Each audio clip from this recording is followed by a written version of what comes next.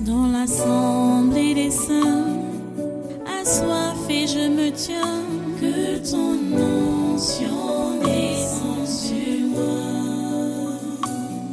Conscient que mon destin est dans le creux de ta main, que ton onction descende sur moi. Je suis disposé, assoiffé, que ton onction descende sur moi. Je suis disposé, assoiffé, que ton onction descende sur moi.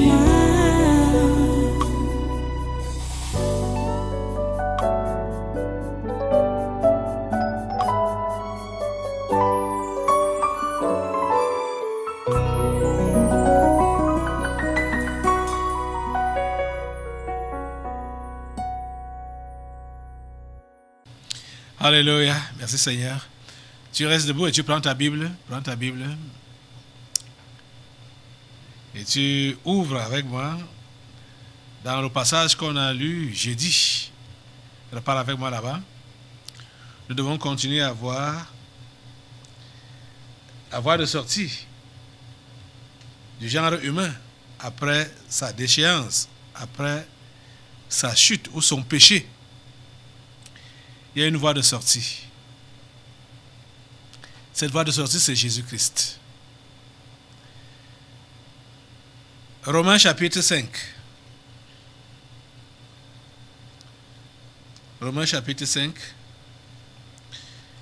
On va lire du verset 19 au verset 21. Romains chapitre 5. Je vous ai demandé de lire tout le chapitre 5 et tout le chapitre 6. Je ne sais pas si vous l'avez fait. Puisqu'aujourd'hui, on va continuer les commentaires avec le reste du chapitre 6. Ok, si vous êtes à la page, je vais lire.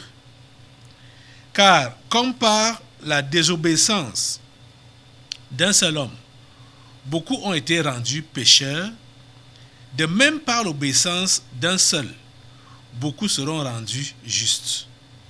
Or, la loi est intervenue pour que l'offense abondât. Mais là où le péché a abondé, la grâce a surabondé.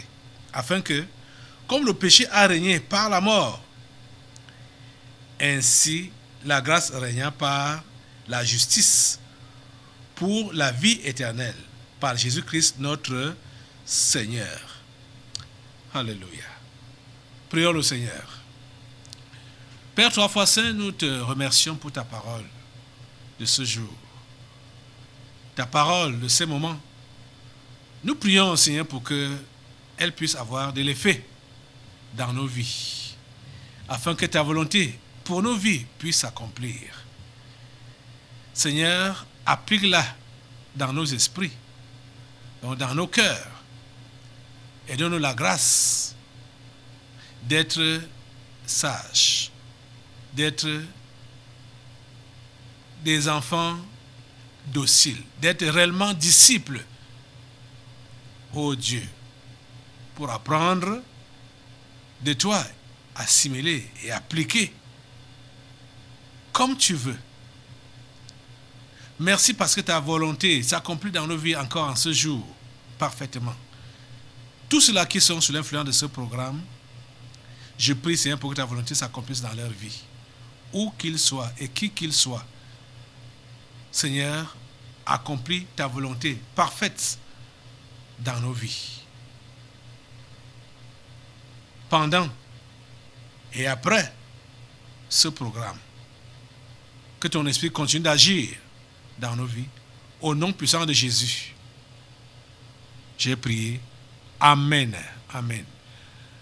Voilà, prends place dans sa sainte présence et sois le bienvenu à ce congrès du surnaturel de ce dimanche 9 avril 2023. Nous sommes en train de voir la voie de sortie du genre humain. On a vu comment le genre humain a été dépravé, a été déchu de la grâce en désobéissant à Dieu pour écouter la voix de Satan, écouter la voix du diable. La désobéissance n'est pas bien. Vous comprenez que l'être humain, le genre humain, n'est pas incapable d'obéir à Dieu, du moins de faire la volonté de Dieu. Le genre humain n'est pas incapable de faire la volonté de Dieu. Je dis bien, le genre humain n'est pas incapable de faire la volonté de Dieu. Ce qui lui arrive, ce qui arrive à l'humain, fait à l'image de Dieu. Pour qu'il ne fasse pas la volonté de Dieu, c'est que volontairement, il désobéit. Il désobéit. C'est la désobéissance. C'est ça qui est vraiment le péché principal. Si on peut dire ainsi, si on parle de cette façon-là. Parce qu'en fait,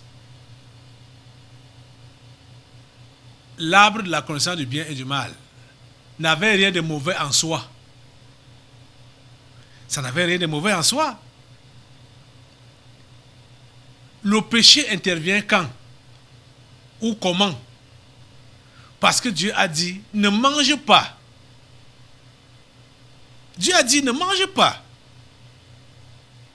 Le diable lui dit, mange, tu seras comme Dieu. L'homme préfère écouter le mensonge au lieu de garder le commandement de Dieu qui a dit, ne mange pas.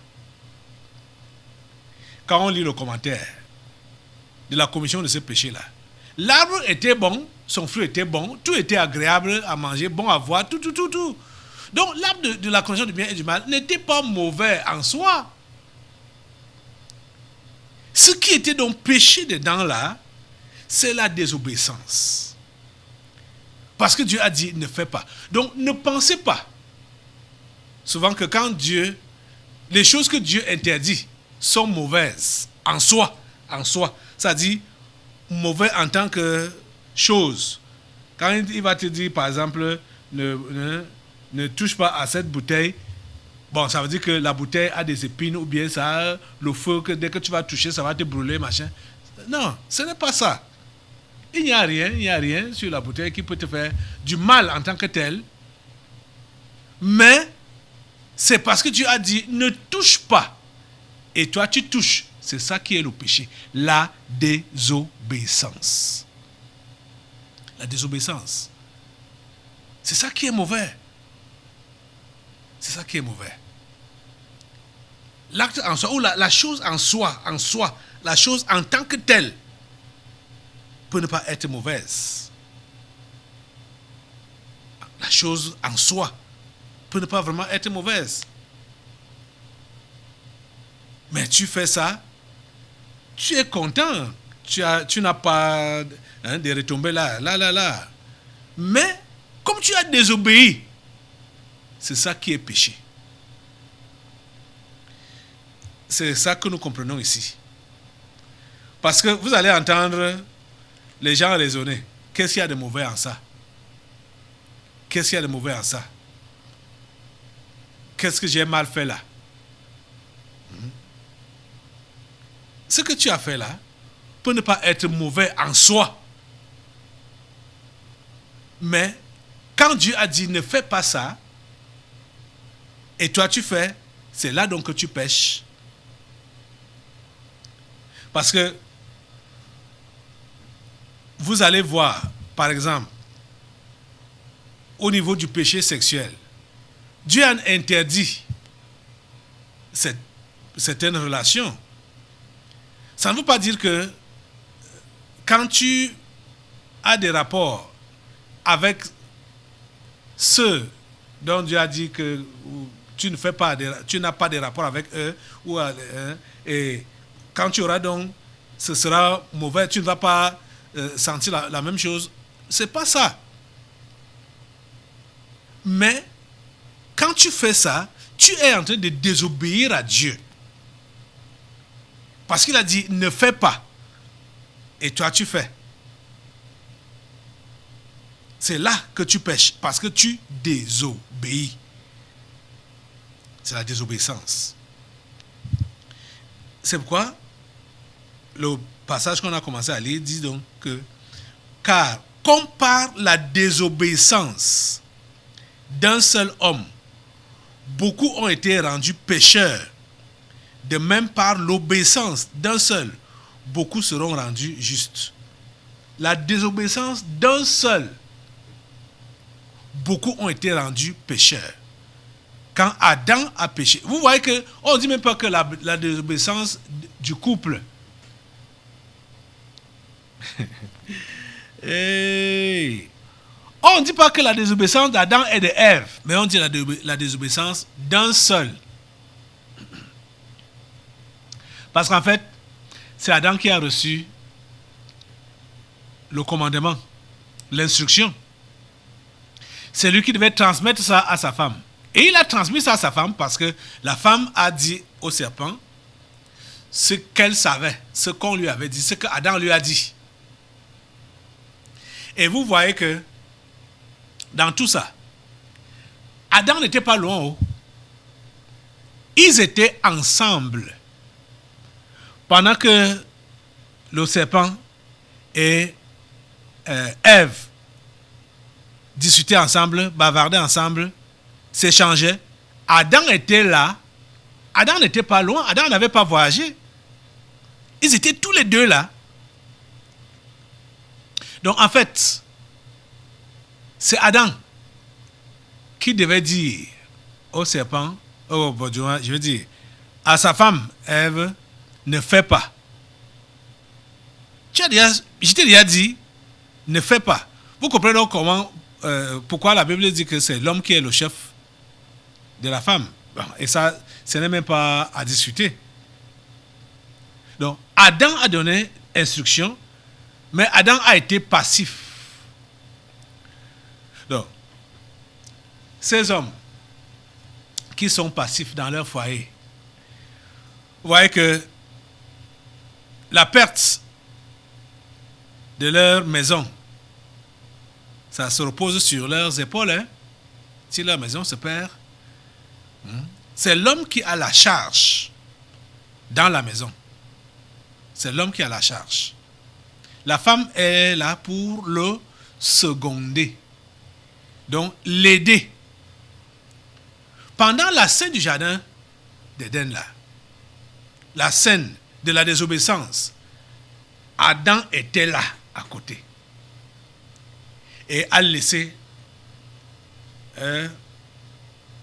à Ève de faire comme elle voulait. Il y a souvent certains hommes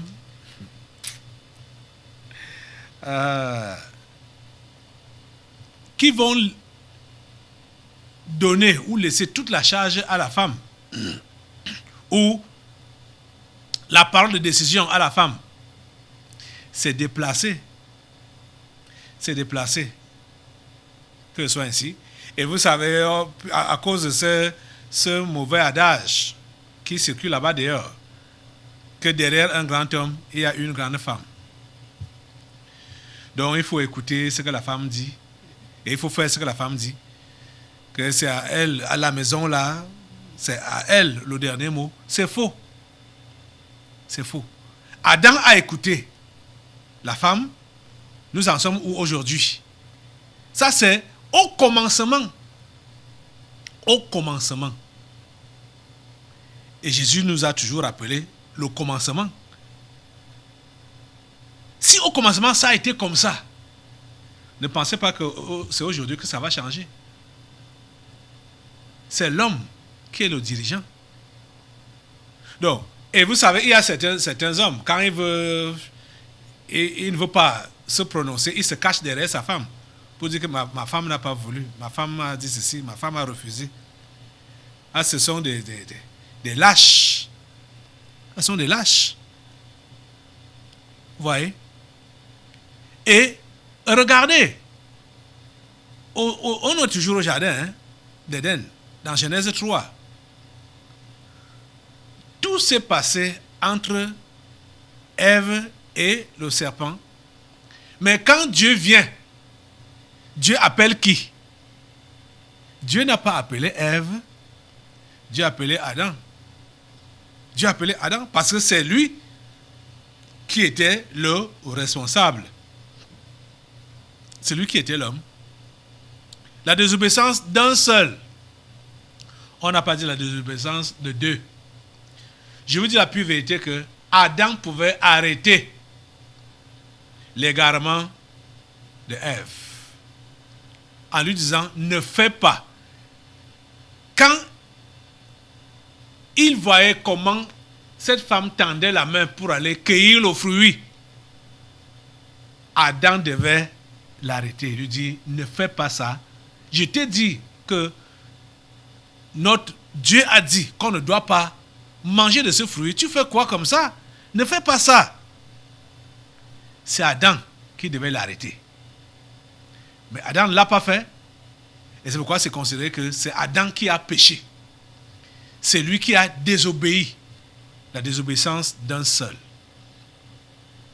Vous voyez, l'homme porte un fardeau, hein? L'homme porte la responsabilité. Même comme les anges déchus ont gâté la société et font croire que l'homme et la femme sont égaux. Les droits de la femme, l'égalité homme-femme. L'homme ne peut jamais être égal à la femme ne peut jamais être égale à l'homme. Jamais. Chacun a sa place et c'est l'homme qui est le chef. C'est l'homme qui est le chef. Les hommes qui perdent leur place dans leur foyer, ce sont les hommes qui ne se convertissent pas. Comprenez ça très bien. Les hommes qui ne se convertissent pas perdent leur place de chef dans le foyer. Parce qu'en fait, le chef dans un foyer, ce qu'il doit faire, c'est d'abord montrer à sa famille la suprématie de Dieu. Donc, instruire sa famille dans les voies de Dieu. C'est ça le travail d'un chef, d'abord. Parce que c'est comme ça qu'on voit, quand Dieu a créé Adam, Dieu lui a donné des instructions. Et c'est Adam qui devait donc donner ces instructions-là à sa famille, à sa femme. Donc, quand dans un couple, le mari ne connaît pas Dieu, le mari ne peut pas être chef. Parce qu'il va instruire la femme et les enfants dans les voies de qui? Les voies du diable. C'est là qu'il paye la place de chef. Ça, je vous dis la pure vérité. Et ça se vérifie. Puisque, avec le premier homme, il était le premier à être créé et le premier et le seul à recevoir des instructions de la part de Dieu. Et c'est lui qui devait les divulguer à sa famille. Donc, si vous êtes dans un couple, le mari ne croit pas, et c'est la femme qui croit, c'est la femme qui va devenir maintenant chef, parce que c'est elle qui doit maintenant instruire la maison dans les voies de Dieu. Donc, c'est une honte pour ces hommes-là qui ne se convertissent pas pour laisser la place à la femme dans leur maison. Et vous allez voir que au lieu de se convertir, ils seront là en train de persécuter la femme et les enfants pour dire que vous ne suivez pas cette voie-là. Vous ne faites pas ça ici, là. Ici, c'est chez moi. Tu dois avoir honte, monsieur. Parce que taper la main sur la poitrine dans une maison, il faut que tu puisses être en contact, en communion avec la source de la création, la source de la vie qui est Dieu. C'est lui qui te donne la force et l'autorité dans cette maison-là. Si tu n'es pas connecté à lui, tu n'as aucune autorité, aucune force dans cette maison. Donc tu es appelé à te convertir pour diriger ta maison dans les voies de Dieu. C'est ça qui est normal. C'est ça qui est normal. Je vous dis la pure vérité, c'est ça qui est normal. On voit depuis le commencement. Ce n'est pas aujourd'hui que ça va changer. Donc, la femme qui s'est convertie en premier dans un couple ou dans un foyer ne doit pas abandonner la voie du Seigneur parce que son mari la persécute. Mais elle ne doit pas être arrogante non plus. Elle doit continuer à se comporter comme une bonne femme dans son foyer. Et vous savez que elle doit savoir que Dieu a la priorité par rapport à son mari. Ça, c'est clair. Parce que si son mari va lui demander de faire des choses que Dieu interdit, elle va lui dire gentiment que mon Dieu ne veut pas ça. Et voilà que ça devient même une honte. Ça devient vraiment une honte pour la femme, pour l'homme, que c'est la femme qui l'instruit dans les voies de Dieu. Ça devient une honte. Que Dieu ne veut pas ça. C'est la femme qui te dit ça. Ou bien ce sont les enfants qui vont te dire ça. Eh papa, Dieu ne veut pas ça. Ah, monsieur, c'est une honte. C'est une honte pour toi. Parce que c'est toi qui dois dire à ta femme et à tes enfants ce que Dieu veut et ce que Dieu ne veut pas. Quand ça devient le contraire, c'est une honte. Une honte véritable. Et là, on comprend vraiment que soit ça a été tissé par le malin, votre union-là. Certainement, ça a été tissé par le malin, c'est-à-dire le lien pour le mal. Ou c'est maintenant la femme et les enfants qui demandent la voix de Dieu et tu refuses, tu les menaces même, tu es en train de les persécuter. Mais c'est mauvais. C'est mauvais. Ok. Donc, vous comprenez.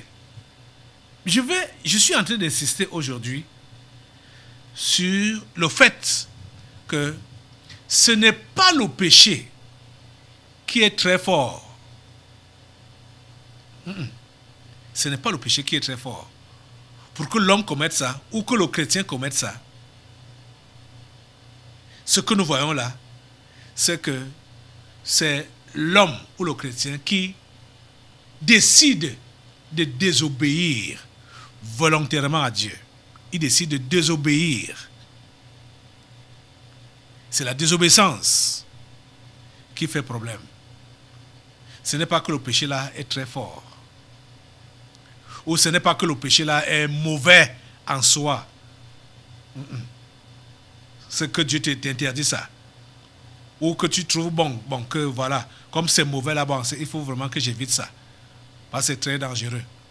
Ce n'est pas ça. Tu dois éviter ce que Dieu t'a dit d'éviter parce que tu lui obéis. Et non parce que la chose qu'il a dite là est mauvaise en soi. Mais parce que tu obéis seulement à Dieu. Vous voyez?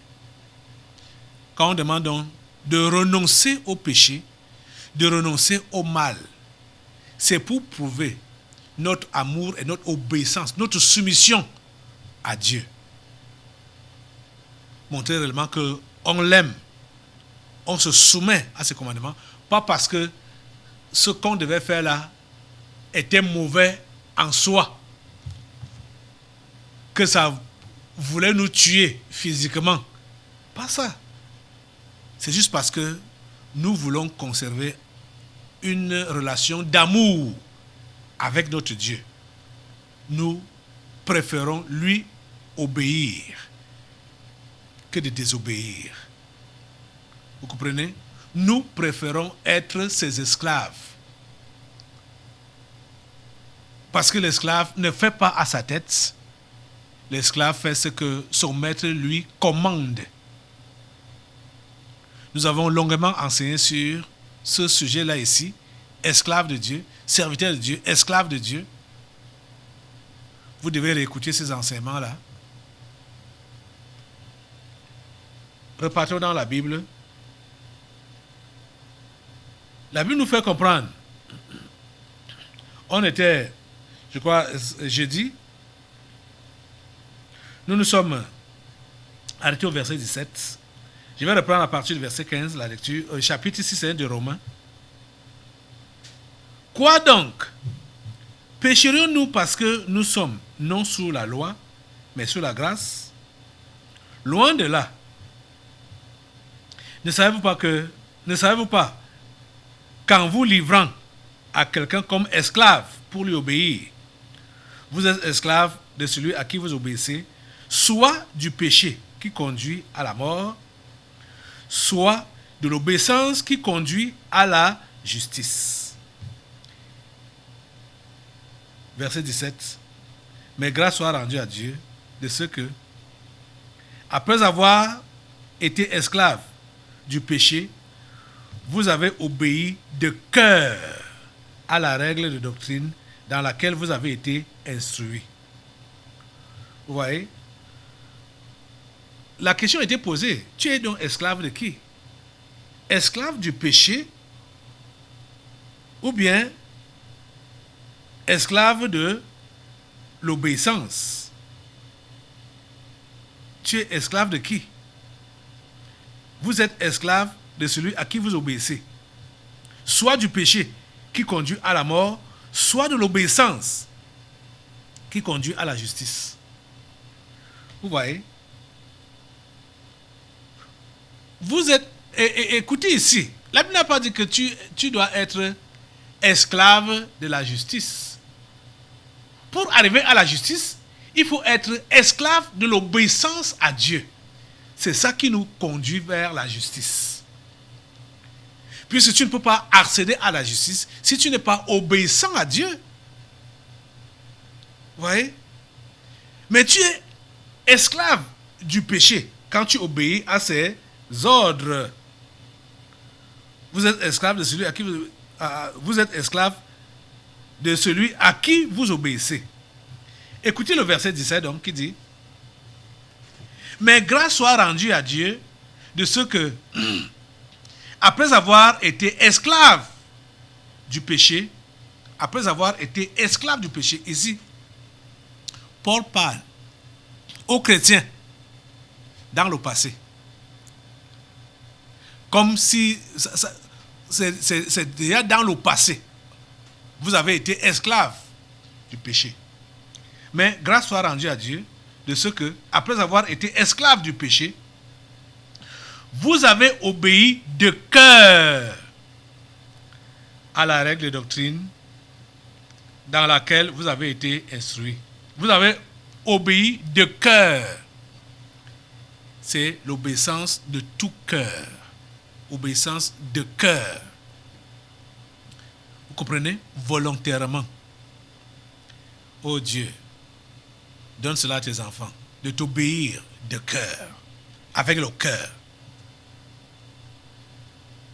Quand tu es menotté dans la chrétienté, c'est-à-dire, tu viens à l'église parce que tu ne veux pas qu'on remarque ton absence pour te demander pourquoi tu n'es pas venu.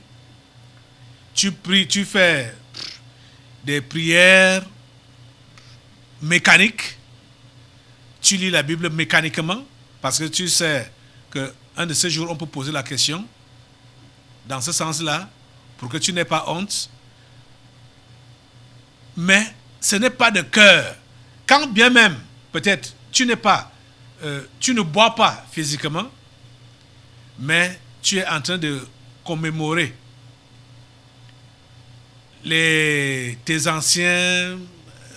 ton ancienne vie dans le passé, où tu ne forniques pas physiquement, mais tu as ça dans tes pensées, dans ta tête, chaque fois. Tu ne voles pas physiquement, mais tu te rappelles comment le vol te permettait de on dit quoi? Atteindre de joindre les bouts. Tu vois que, et pourtant, tu viens à l'église, mais cette vie mondaine, cette vie du péché là, n'est pas loin de tes pensées. C'est ça que tu vis dans tes pensées. Et tu regrettes même pourquoi tu es devenu chrétien. Tu vois que tu viens à l'église là avec des menottes. Ce n'est pas de cœur que tu obéis. Et ce n'est pas donc de l'obéissance. Parce que l'obéissance doit être de cœur, volontairement, avec amour. Comprenez? Mais grâce soit rendue à Dieu de ce que, après avoir été esclave du péché, vous avez obéi de cœur à la règle de doctrine dans laquelle vous avez été instruits. Verset 18. Ayant été affranchis du péché, vous êtes devenus esclaves de la justice. Vous voyez? Vous êtes devenus esclaves de la justice. Vous devenez esclaves de la justice à cause de l'obéissance. Parce que l'obéissance qui conduit à la justice. Verset 19. Je parle à la manière des hommes à cause de la faiblesse de votre chair. De même donc que vous avez livré vos membres comme esclaves à l'impureté et à l'iniquité pour arriver à l'iniquité, ainsi maintenant livrez vos membres comme esclaves à la justice pour arriver à la sainteté. Ça doit être l'engagement de tout un chacun. Livrez vos membres comme esclaves à la justice pour arriver à la sainteté. Lorsque vous étiez esclaves du péché, vous étiez libres à l'égard de la justice. Quels fruits portiez-vous alors? Des fruits dont vous rougissez aujourd'hui, car la fin de ces choses, c'est la mort. Si tu ne rougis pas, c'est-à-dire si tu n'es pas fâché, tu n'es pas dégoûté par la vie mondaine que tu as eu à mener, ça veut dire que tu n'es pas converti. Ça veut dire que tu n'es pas encore libéré de l'esclavage du péché. Tu comprends ça? C'est pourquoi il dit, car lorsque vous étiez esclaves du péché, vous étiez libres à l'égard de la justice. Quels fruits portiez-vous alors? Des fruits dont vous rougissez aujourd'hui. Car la fin de ces choses, c'est la mort. Parce que si vous vous êtes converti, vous pensez à votre vie passée, vous dites, hey, Dieu m'a sauvé de la mort. Je sors de très loin. Donc tu ne peux plus désirer reprendre cette vie-là. Tu ne peux plus désirer boire. Tu ne peux plus désirer forniquer, mentir, voler. Tu ne peux plus forniquer. Tu ne peux plus désirer. Ces choses, tu ne peux plus les désirer. Tu vois que tu sors vraiment de loin. Tu vois, tu sors de loin. Et tu rougis. Qu'est-ce que j'ai fait? Qu'est-ce qui m'a conduit à tout ceci? Merci Seigneur parce que tu m'as sauvé. Merci parce que tu m'as délivré. Je sors de très loin. Verset 22. Mais maintenant, étant affranchi du péché et devenu esclave de Dieu, vous avez pour fruit la sainteté et pour fin la vie éternelle. Car le salaire du péché, c'est la mort, mais le don gratuit de Dieu, c'est la vie éternelle en Jésus-Christ, notre Seigneur. Amen. Quand tu es affranchi du péché, tu deviens esclave de Dieu pour avoir pour fruit la sainteté et pour fin la vie éternelle. Rappelez-vous que la Bible dit, recherchez la paix avec tous et la sanctification sans laquelle nul ne verra le Seigneur. Le Seigneur ne ment pas. Ce n'est pas des paroles en l'air, ce n'est pas des paroles de flatterie, et ce n'est pas des paroles qui ne doivent pas s'accomplir. Ce que Dieu dit, c'est ça qui doit être fait. Rechercher la paix avec tous et la sanctification sans laquelle nul ne verra le Seigneur. Mais maintenant, étant affranchi du péché et devenu esclave de Dieu, vous avez pour fruit la sainteté et pour fin la vie éternelle. es-tu affranchi du péché? Es-tu esclave de Dieu? Es-tu devenu esclave de Dieu? Vous voyez qu'on ne peut pas être esclave de Dieu si on n'est pas affranchi du péché. C'est quand on est affranchi du péché qu'on devient son esclave. Comme je dis, tu ne vas pas donc dire, ok, je donne ma vie à Jésus, je me sépare du monde, je me sépare du péché, et puis bon, tu restes là sans rien faire. Non, tu ne restes pas là sans rien faire. Il faut maintenant t'engager à devenir son esclave et à vivre réellement comme son esclave. Tu comprends ça? Mon ami, on comprend que tout ce dont on a besoin, c'est d'obéir de cœur. Aucun péché n'est plus fort que l'humain. Même s'il n'est pas encore converti, je dis, aucun péché n'est plus fort que l'humain. Même s'il n'est pas converti. Et n'en parlons pas donc de chrétiens. Aucun péché n'est plus fort que toi, si tu es chrétien. Ce dont tu as besoin, c'est d'obéir de cœur à Dieu. Tu décides d'obéir de cœur. Et décides d'obéir de cœur à Dieu. C'est de ça que tu as besoin, seulement. Lève-toi sur tes deux pieds et demande à Dieu cette grâce-là, de lui obéir de cœur. Les justifications sur lesquelles tu t'appuies là, pour continuer à commettre tel ou tel péché, ça ne te sauve pas. Oh. Ça ne te sauve pas. Tu n'auras pas raison devant Dieu. Tu ne peux même pas avoir raison devant lui. La règle de doctrine est que il faut se sanctifier. C'est la règle de doctrine. Rechercher la paix avec tous et la sanctification sans laquelle nul ne verra le Seigneur. C'est la règle de doctrine. Étant affranchi du péché, il faut devenir esclave de Dieu. Donne-moi la grâce, Seigneur, de t'obéir de cœur. Donne-moi la grâce, Seigneur, de t'obéir de cœur. Toute ma vie, permets que je sois ton esclave et que je puisse toujours porter et brandir les fruits de la sainteté. C'est au nom de Jésus que j'ai prié. Amen. Amen. Assois-toi. Nous allons maintenant passer aux délivrances prophétiques. Dans l'assemblée des saints, assoiffé je me tiens, que ton onction descende sur moi. Conscient que mon destin est dans le creux de ta main, que ton onction descende sur moi. Je suis